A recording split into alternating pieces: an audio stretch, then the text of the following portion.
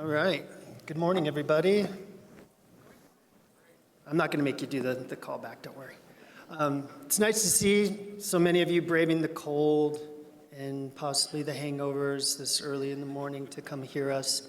Every year when we put in to present at Geo Week, I get a little nervous that you all might be getting sick of talking to us, but seeing so many friendly faces out here, it's nice to see.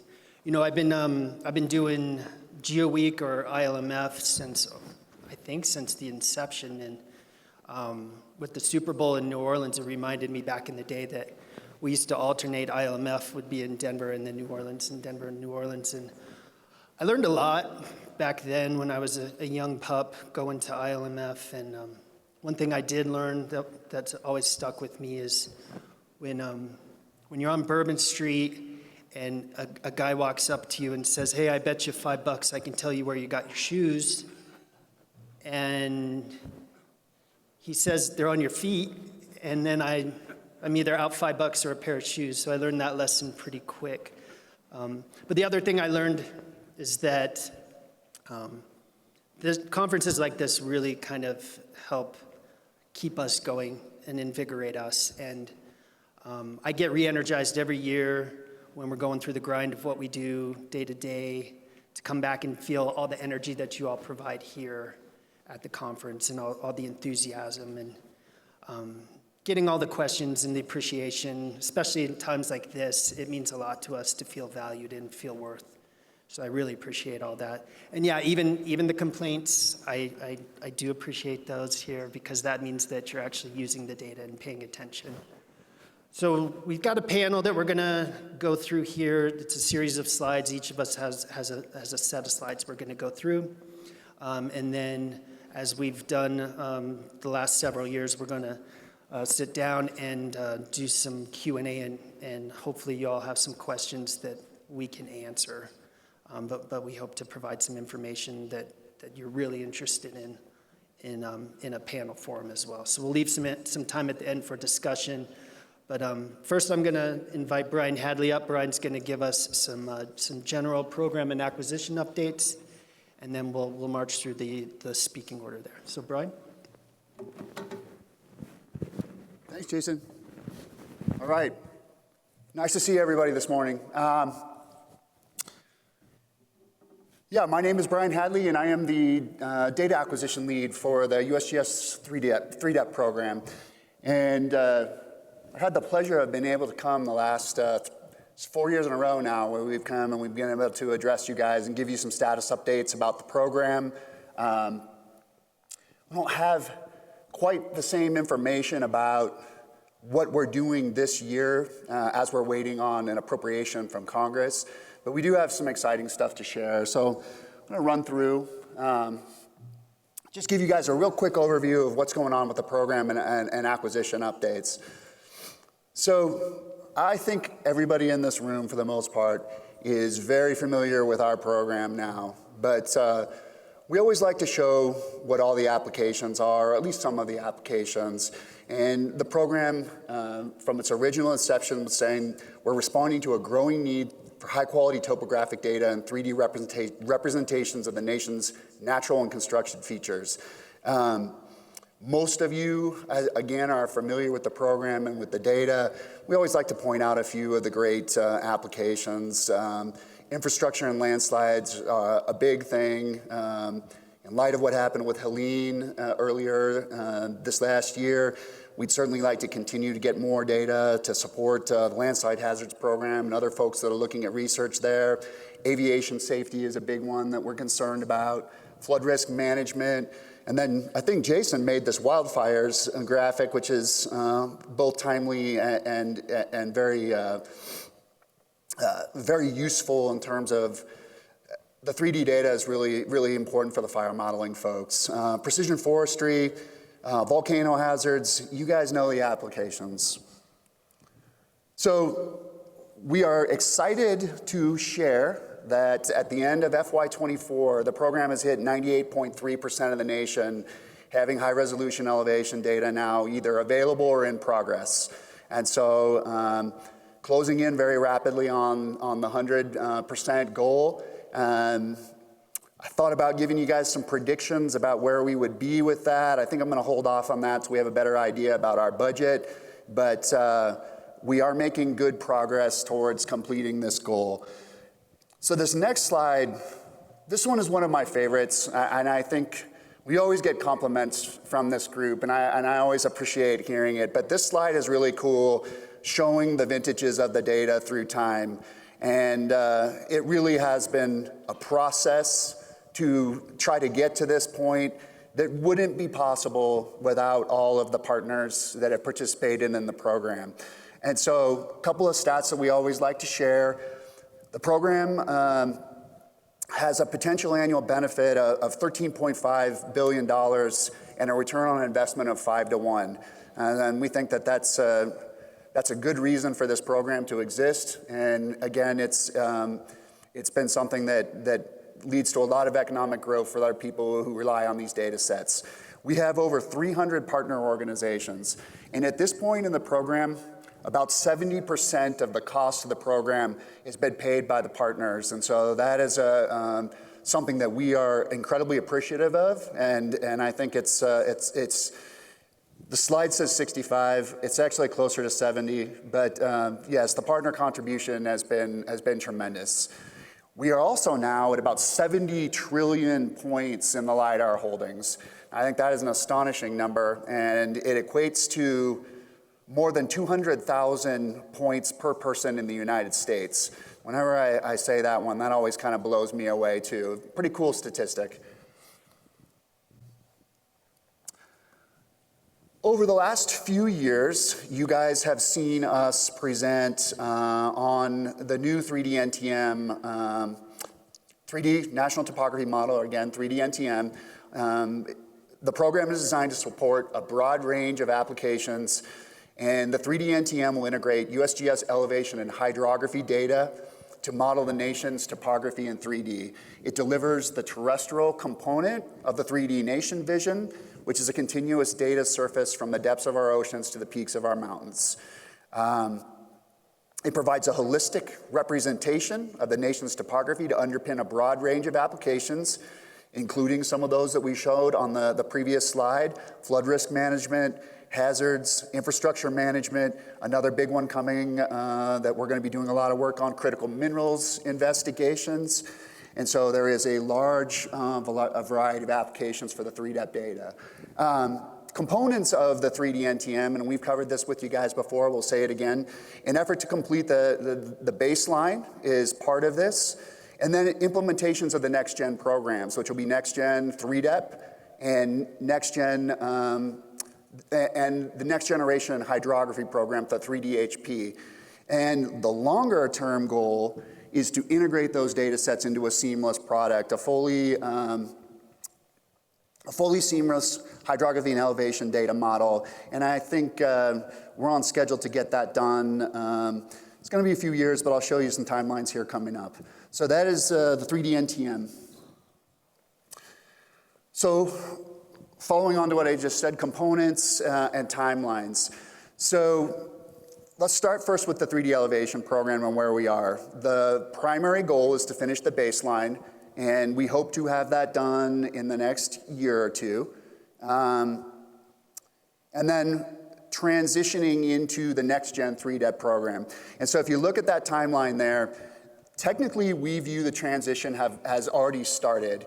For some of you that work with us through our data collaboration announcement, which is our partnership program, most of those projects that we are doing are already next-gen projects, meaning there's already existing baseline on the landscape, and so it's a refresh of those data sets. We have it on here. We like to finish the baseline by FY26. I think we will be able to do that. And then at that point in time, FY27 would be the first full year of exclusively next-gen because the baseline would be done. And then we're looking at, of course, when we say data's in progress or available, the in progress part is getting all those data sets done and validated and made available on the national map. We would like to have that done around the end of FY28. So let's talk about 3DHP for a minute too. The first full year of 3DHP was FY24. We expect to publish the first data set for 3DHP in FY25. And the goal by FY29 is to have 50% of the nation mapped with the new 3D HP data. And then real quickly, the future 3D model, the integrated model, Jason and others have already been working on the R&D for that. And we expect, about FY27, that we're gonna have some pretty good documented requirements together for how that model is gonna come together, and the science is being worked on right now. And then I'll say, just because I'm the 3DEP acquisition guy, and I'll focus a little bit on 3DEP here, we have discussed with this group a couple times on what the differences are gonna be between the baseline 3DEP program and the next generation program. And this slide we put together just to give a quick overview of what some of those differences are. You see, if we run through them, the targeted level for quality levels for the baseline was QL2 with QL5 in Alaska. And the new program is going to move to the option for partners to be able to partner with the USGS on QL2 or better. So QL1 is an option that we are going to make available. The USGS will cost share on those products. The scope was topographic data for the baseline. We are including both topographic and bathymetric data, and Cindy's going to talk a little bit about bathymetric data here in a moment. Update frequency was 8 years for the baseline. We're not going to quite make that, but we're getting pretty darn close.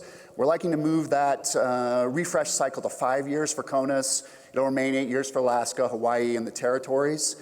Estimated costs, about $146 million a year, again, with partners providing a significant amount of the cost of the program for the baseline. To do this more aggressive, higher refresh, higher data quality, looking at closer to $260 million for the next gen program. And annual benefits is one of the things that we think is really important.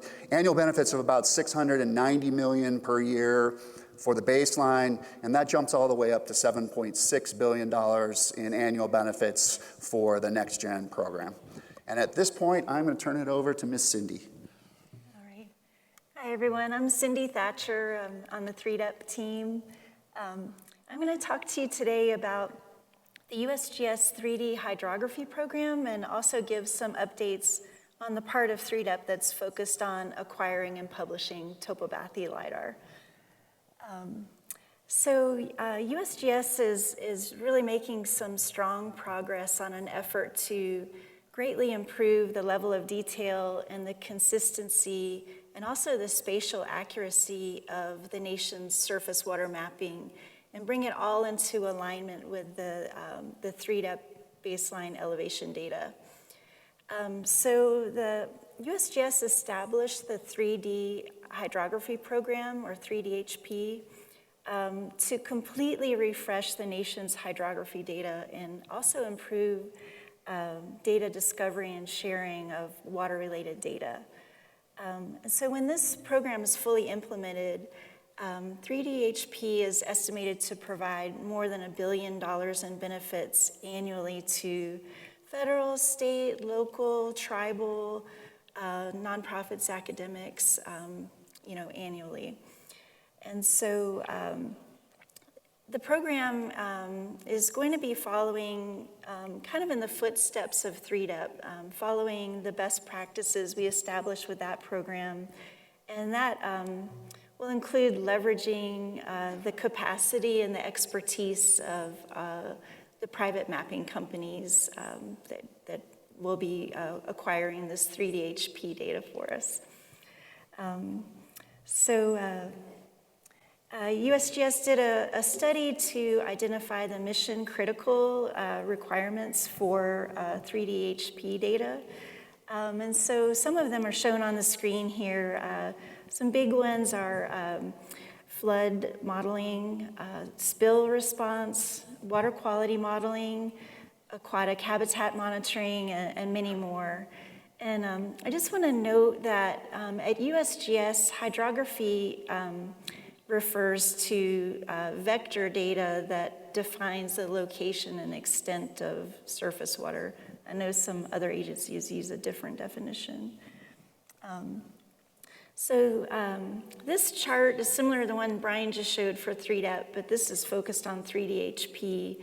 kind of highlighting the changes from the old National Hydrography Dataset Program to the new 3DHP. And I'm just going to highlight a few important points here. Starting with the goal of 3DHP is to provide a complete new, consistent national coverage in about 9 years.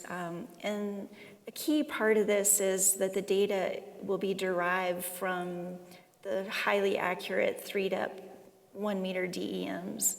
And the work, as I mentioned, would be done by the private sector mapping companies. And I think this program is exciting because it's really going to improve the accuracy of the hydrography data.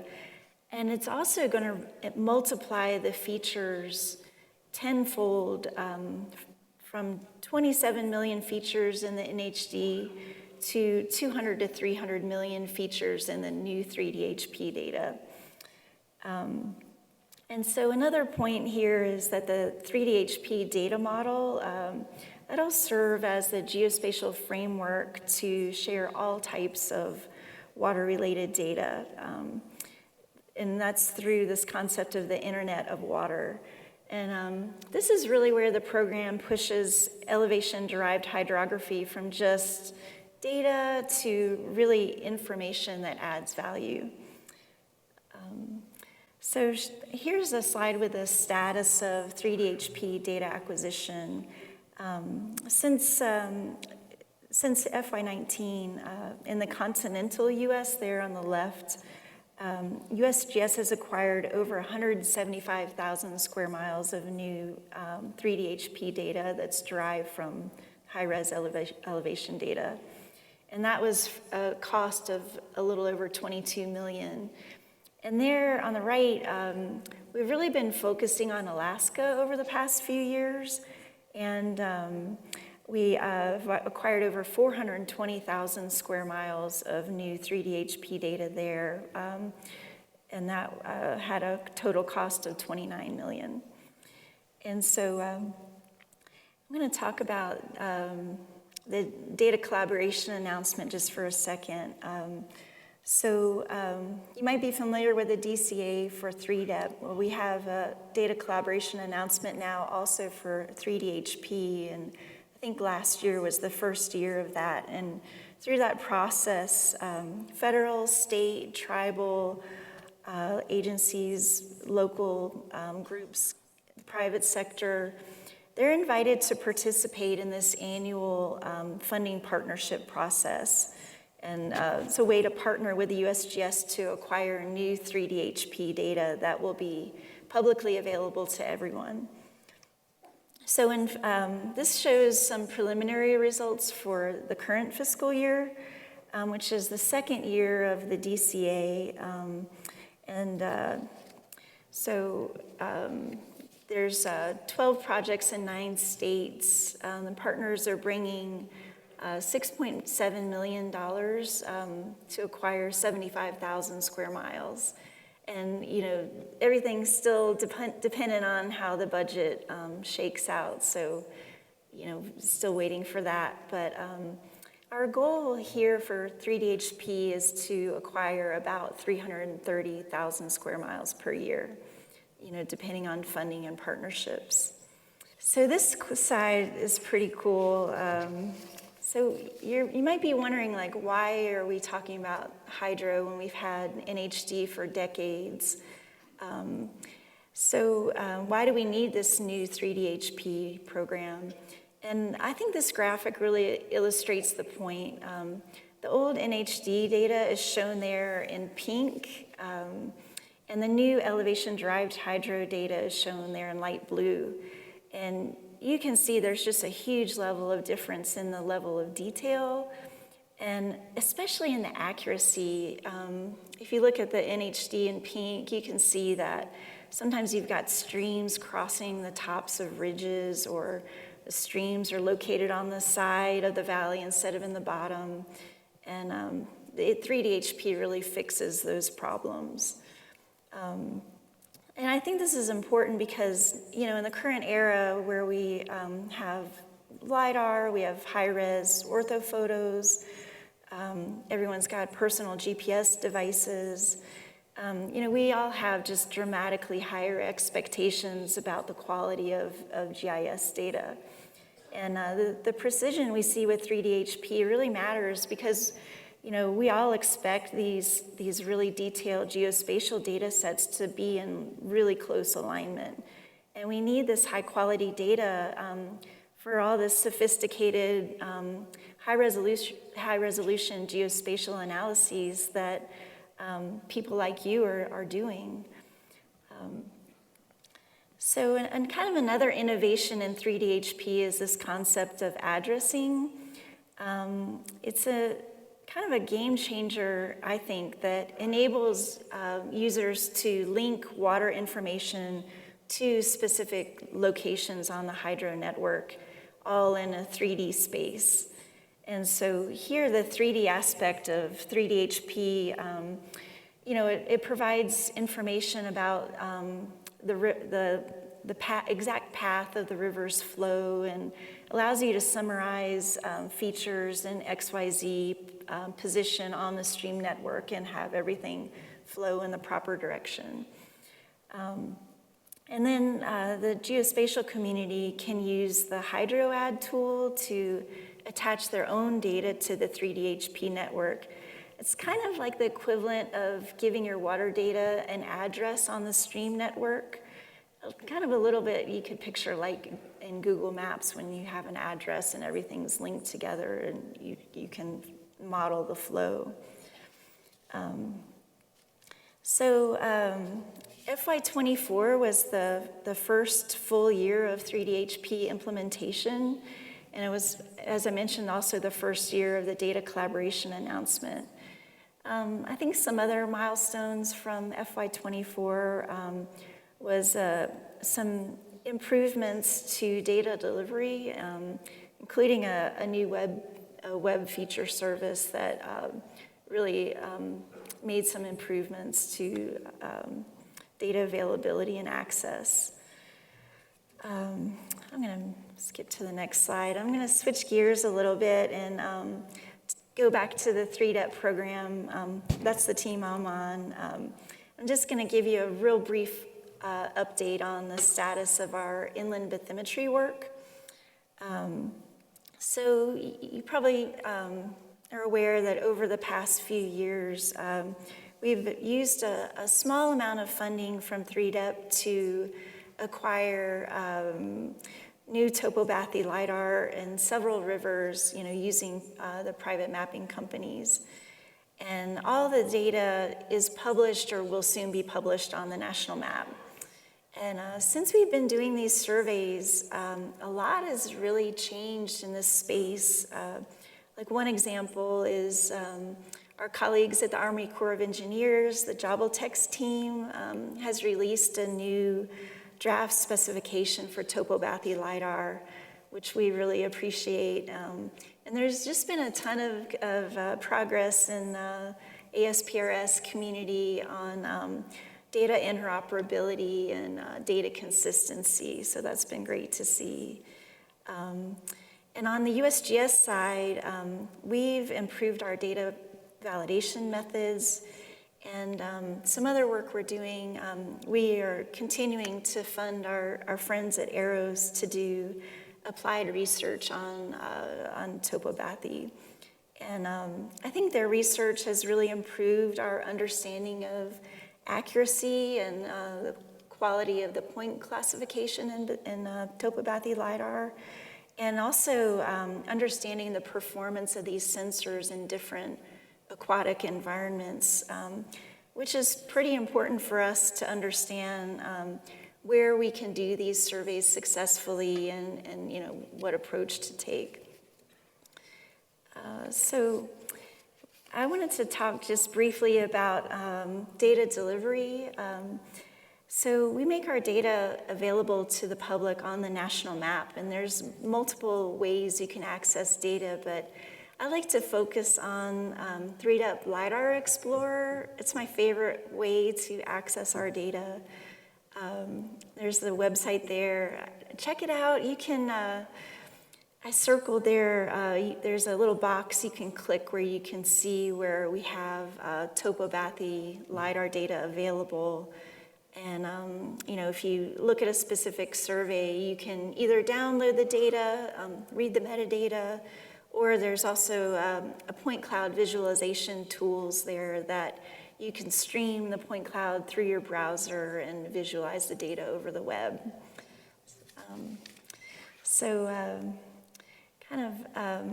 Talking about next-gen 3DEP, the inland bathymetry component. So our goal is to have a more systematic and national approach to mapping inland bathymetry. And we want to continue collaborating with other agencies and also with our own USGS water mission area on data acquisition.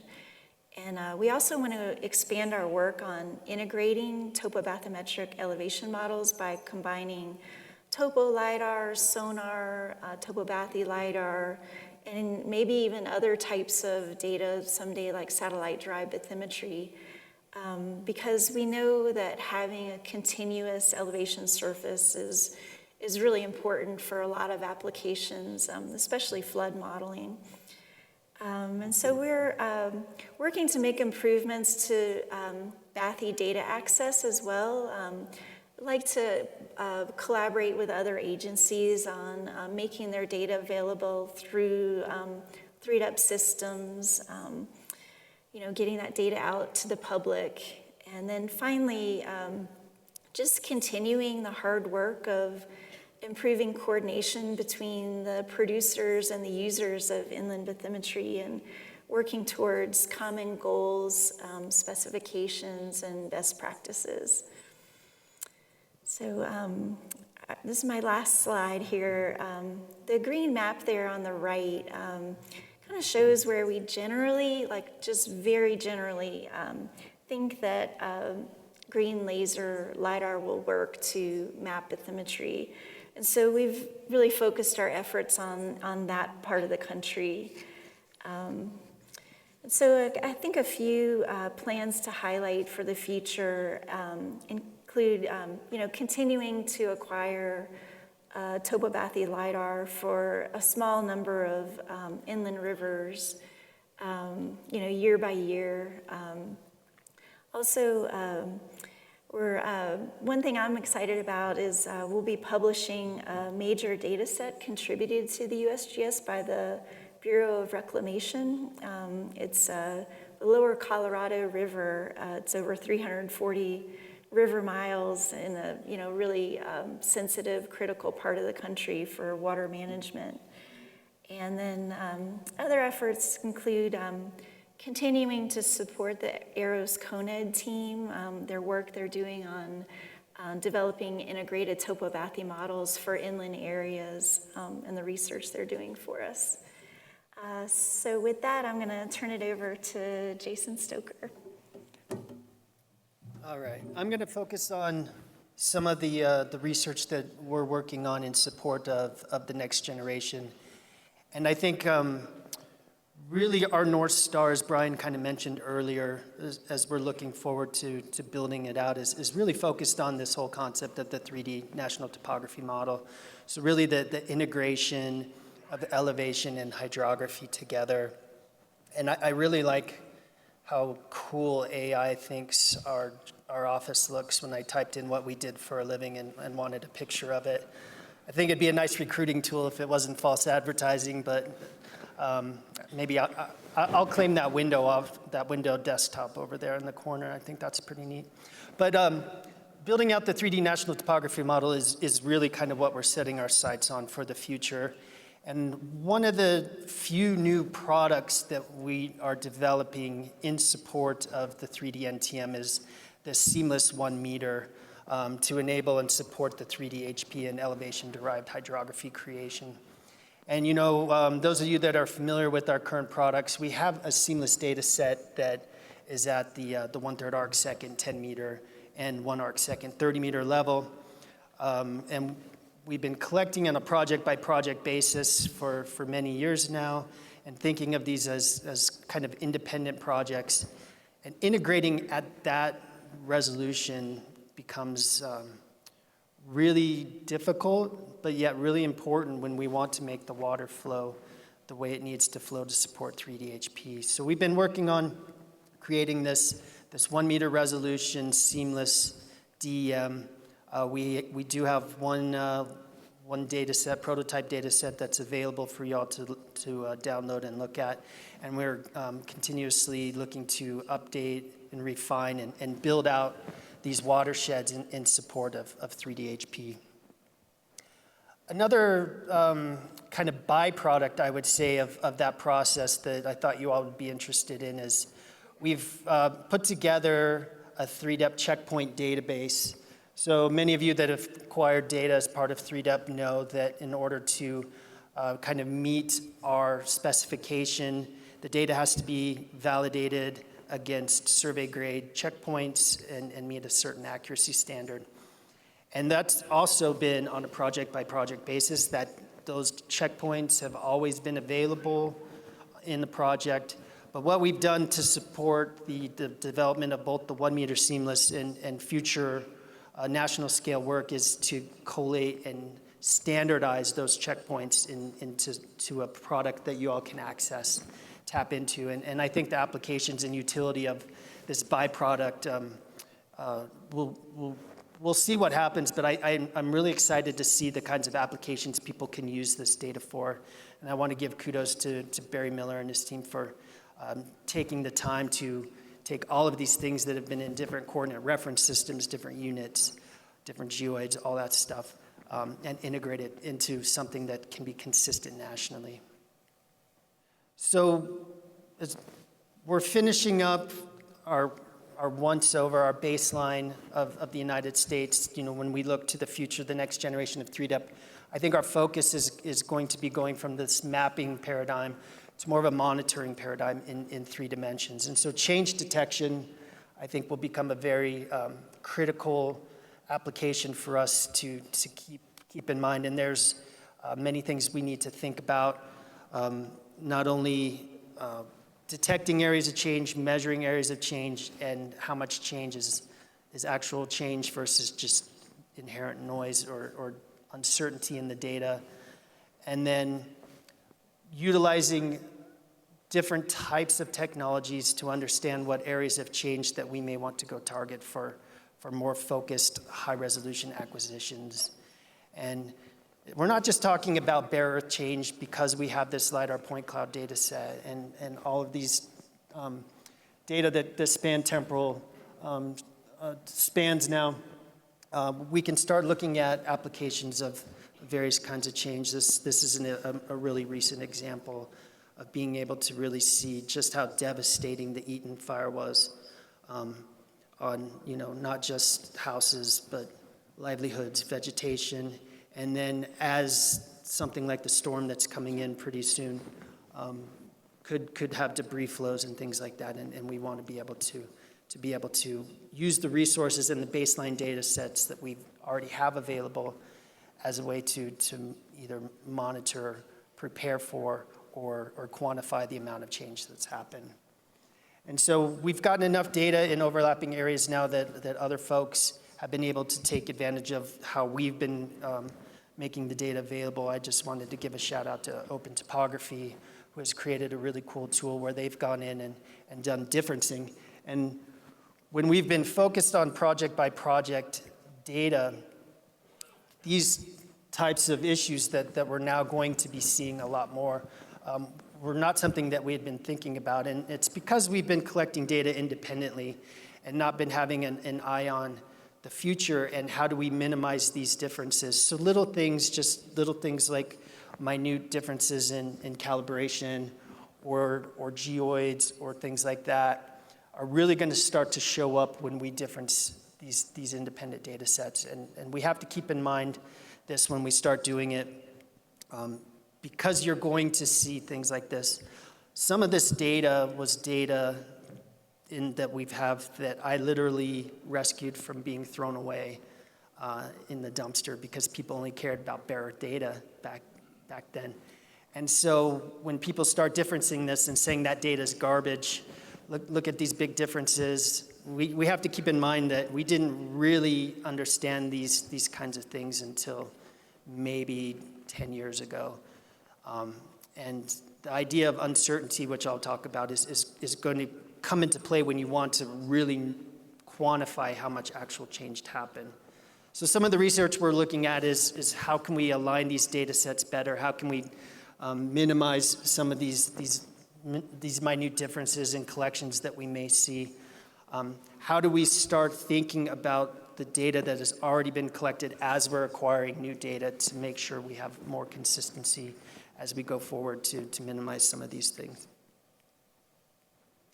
And complicated, I think, is going to be one of the keywords for us moving forward. You know, we've been using this graphic to kind of describe the 3D NTM. What we've realized as we're looking forward is that we're going to have to start looking at different modalities of data to achieve the goals of the 3D NTM. Some of the obvious ones are, you know, if we want to have a continuous surface, lidar alone is not going to enable us to see through deep and turbid waters. We're going to have to start bringing in bathymetry. If we want to start doing different kinds of looking for areas that have changed, we might need to be taking advantage of some of the satellite data that has more rapid refresh in order to see those areas that have changed, to go target more focused acquisitions. If we want to get more fine scale monitoring and change for things like hazards and events, we need to start bringing in UAS data more into our portfolio and making it available, all while still collecting and maintaining this authoritative source data that we've been doing. And we know that other agencies have been collecting this type of data, and so we've been working on this concept of the 3D Nation ecosystem, which is a data mesh concept where we can start making available partners' data, other agencies' data that didn't necessarily meet the authoritative source of 3DEP, and integrate that into a way that we can share that without the user having to go to 7 different portals to find it themselves. And they don't even need to know what cloud that data resides on or you know, what the access is to get to it. And so we've been working on this prototype now for a little bit. We've been working closely with NOAA, NRCS, FPAC-GEO, and Forest Service to kind of get a better understanding of all the elevation data that these agencies are holding. And then metadata for us is the critical piece, because we want to be able to have somebody know what's available, access it, and know if that data is fit for purpose, and know that all in a single interface. And so we've been building out this ecosystem on focusing on cloud optimized formats primarily, as well as Stack as a metadata way to understand all the data. It's a standardized way that's been used in imagery to understand both the differences in a spatial temporal asset catalog. And so it's a nice standard that we've all kind of agreed to, that we can use to attribute all the data that we have, and then be able to search, discover, acquire, process, and put that back. And we're doing this kind of as the tip of the spear for what the Geo platform was designed for. So in the future, we're hoping that all this work that we're building out with cloud-optimized, cloud-native Geo, cloud-optimized formats, and Stack as a way to query the data, making that available to the Geo platform so they can take advantage of it. And this slide hits a little different nowadays than it did when I originally made it, but I wanted to focus a little bit on uncertainty, because I think it's something that we've been not paying as much attention to as we need to. And so, you know, when we're collecting LiDAR, we tend to think of it as, especially point cloud data, as a point, which kind of infers that it has a level of precision that it doesn't necessarily have, you know. So we're assuming that the data has this finite precision that's super small, when actually that measurement, that interaction of photons in the target, has a sphere or an amount of uncertainty associated with it. And that uncertainty can vary depending on the sensor, the configurations, the timing, all of those things. And I think there are certain things that we want to get past, such as, having data, for example, that has a precision to 10 decimal places when the actual sensor doesn't necessarily support that level of uncertainty or accuracy. For one thing, you'll save a lot of space if you actually store the data based on the uncertainty and accuracy of the data, the precision of the data that's actually being measured. But we also want to look at how do we report that uncertainty either on a per point basis, which is variable, plus how do we report and make that available on a derived product basis. So for example, all of these raster derivative products that we've been creating have some level of uncertainty that's going to be added into it based on the interpolation methods that were used in the underlying components that were used to create those raster models. We've been kind of ignoring this idea of the variability and the uncertainty in that, and I think it's to our detriment, especially when we start looking at things like change detection, where we get people who are like, well, I differenced data set 1 from data set 2, and I just assumed that 20 centimeters over was actual change, and I'm not seeing the kinds of things that I thought I'd be able to see. And it's because we've been ignoring this uncertainty component. Another thing I wanted to mention on this, just for you all, is the idea of point density as well, because uncertainty and point density go together. We've been on this race for more and more points, and at a certain point in time, you can add points to your data product, but you're not adding any information because of the inherent uncertainty in those measurements. So all you're doing is bloating your storage. You're making things more difficult to process, and you're not able to pull any more information out of that. So I'm not necessarily saying that the race for more points is bad. What I'm saying is that we need to consider uncertainty in these equations, because at some point, the gains aren't realized by chasing point density. And so we've been working on certain things as it relates to 3D accuracy. One of the big things that we've been trying to focus on is collecting even higher resolution, higher accuracy data to measure in 3D space the airborne data that we've been collecting. And so we've been developing these algorithms to not just look at checkpoints on the ground spread throughout a project, but 3D features, the goodness of fit between these higher density data sets from TLS or mobile mapping or UAS data, and the airborne data that we've been collecting to look at the changes in X, Y, and Z. And so shameless plug for those of you that are going to stick around. I think it's going to be too cold and snowy for you to go and do anything fun this afternoon anyway, but we have a session on a lot of these things at 2 o'clock. And with that, I'm going to pass it to Walter for the contracting updates.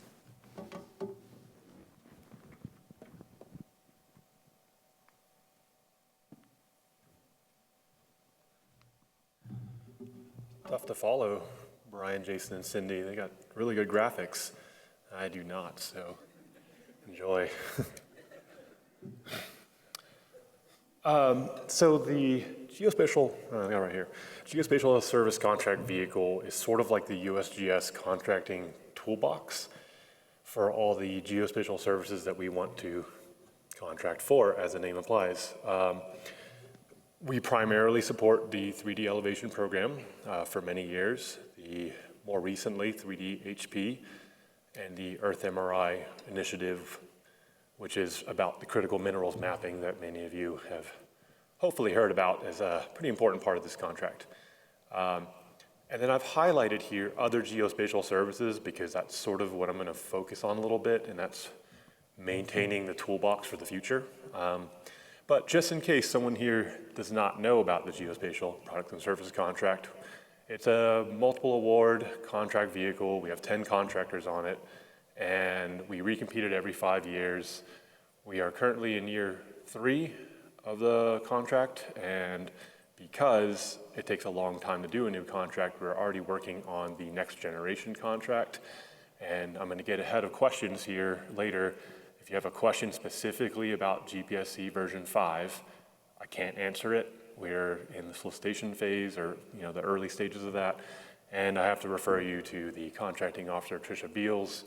If you are a small business with small business related questions, Sean Jones is the small business specialist on this contract solicitation.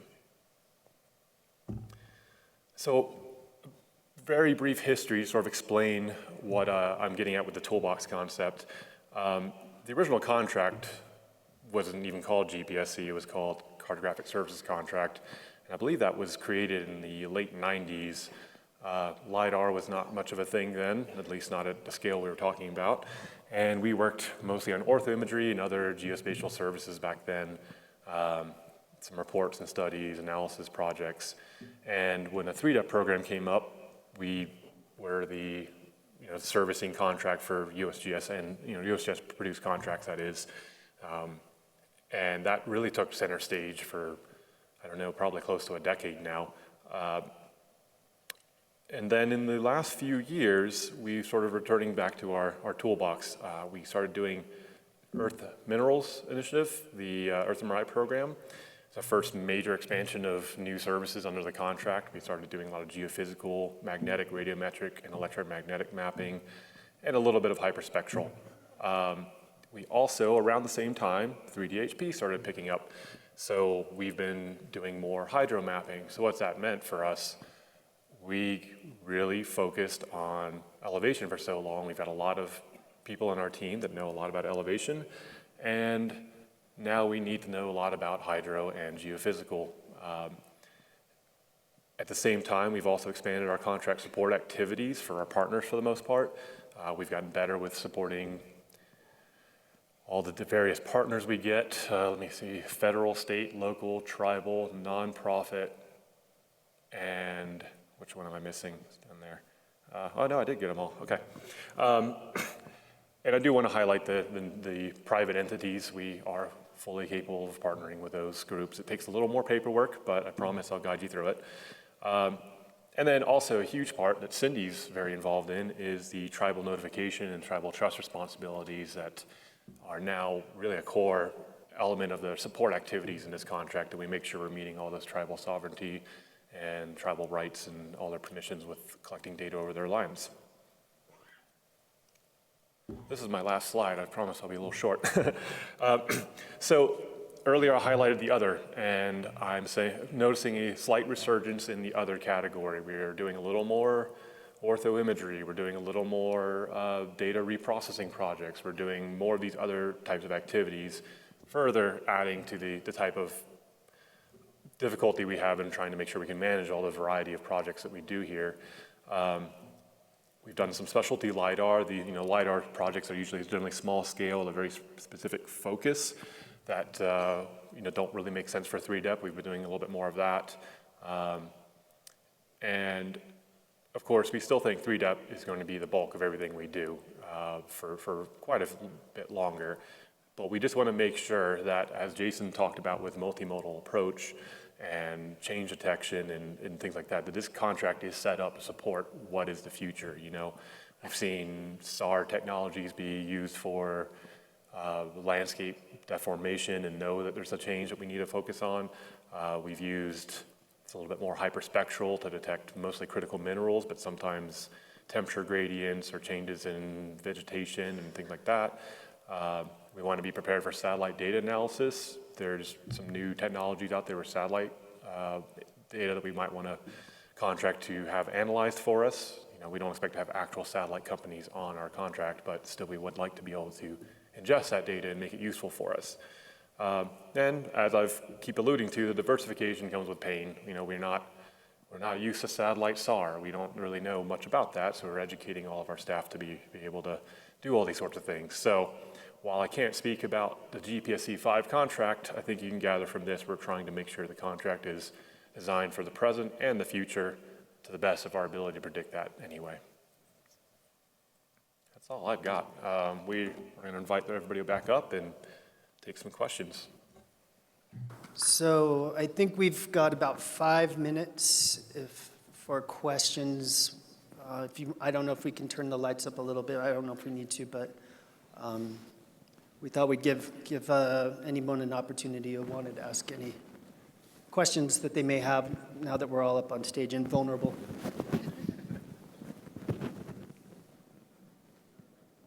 Yeah, come on up.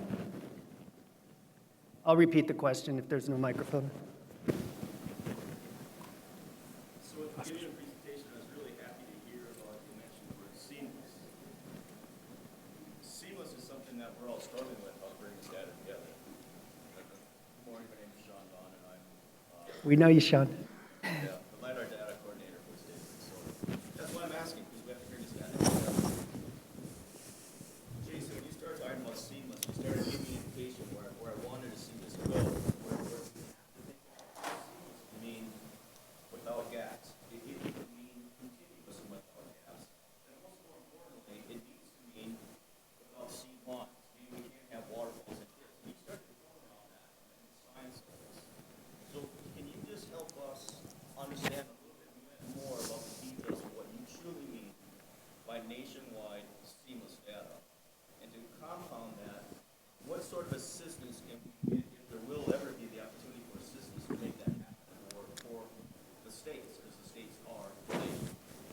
Yeah, Sean, I can take a stab at that one. So those of you that might not have been able to hear his question, he was asking about the technical specifications of the seamless product and what we might be able to do. If you're around, if any of you are around at 2 o'clock, Barry Miller is giving a presentation in the ASPR section on the prototype that's been created for the 1 meter seamless product. One of the things that I've really enjoyed that they've been putting together is all of the associated spatial metadata to show what is being changed to create that seamless product, because there's no way, like you're saying, Sean, there's no way we can do this without moving pixels around. You can't just stitch things together and have something that works. So I would recommend if you're around to come to our 2 o'clock presentation, see what we've had set up. In terms of what you all can do to support that, I don't know if I want to pass that to Brian or Cindy. They'll probably throw something at me, but that's a conversation we can have offline for sure. You know, so many of us have to market to build the partnerships that's brought success to 3DEP. And when we have to market that to our executives, they don't understand that what we have is a whole nother mission after the data comes into our hands. So I have to go back and beg for more money, and they're like, well, I just gave you 10, 12, 14 million dollars. Right. Go away. And so we need assistance from the USGS to help build this up. And really what I think is underlying in all of this is the true science. The science that you speak to so well all the time. I think we need to elevate the science behind 3DEP so that we can use that as material to help educate decision makers and executives to help support us techie folks who are tasked with bringing us together, because I'm constantly here for the questions about why is it taking so long to get the data ready for the end user. Oh my gosh, in the state of Minnesota, we've tiled the data. It's 1 kilometer tiles. It's 220,000 tiles.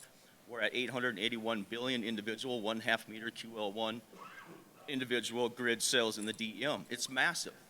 And your initiative, I think, is going to be as massive as well. And I think we all need to work together to truly what it means to bring data together and have it be seamless. Yeah, and absolutely. And no, we cannot do this on our own. So this is a partnership in many levels, even at the research level. So we hope to work with you guys on the messaging for sure. Yeah, you bet, Sean. Thank you. Can you hear me okay? I think so, yeah. Morning. This is phenomenal. So appreciative of this presentation, especially you guys being here today. In terms of the uncertainty, it turns out I'm actually doing my PhD on uncertainty. Nice. Clouds. Have you guys, and I think you touched on that at the end, on the education of the scientists on using SAR and other spaceborne high resolution capabilities. My question is, are you guys able to publish the uncertainties that you're finding, and or I'm not assuming that they're not necessarily peer-reviewed papers. Yeah. Those are going to be important for us as we apply them. I think, Cindy, you mentioned about you had that amazing slide on mission critical needs and floodplain mapping. My name is Gurmai Araya with New Light Technologies. We do a lot of floodplain disaster mapping impacts, and they're very important data sets for us. So we appreciate that, and we look for more of that. Appreciate it. And so I'll repeat the question, at least the first part. And I think the second part was just a compliment to Cindy, so she doesn't need to answer that one. The question was, are there plans to publish the uncertainties in these products that we're creating? And yes, that is something that we're working on in a research capacity. We've been working closely with NOAA, who has developed some really great and published some really great routines on the raster side, especially as it relates to the coastal data. So we've been working with them on transferring that knowledge that they've created to our data, and we hope to create spatial metadata. So in the future, you can have an uncertainty raster that gives you an idea of the variability of uncertainty in the raster products. In the point cloud world, I think it's still a kind of a fundamental discussion we've been having at the ASPRS LiDAR division group. I think a majority of the LiDAR sensor manufacturers do already have the ability to create total propagated uncertainty measurements per point. But the question is, how do we standardize that information? How do you get the sigma X, sigma Y, sigma Z values into an LAS file? And where's the appropriate place to make sense so people can mine that? But I do see in the future the ability to embed the uncertainty information in the data sets themselves so you have either confidence or at least knowledge of the inherent uncertainty in those measurements so you can make better decisions with them.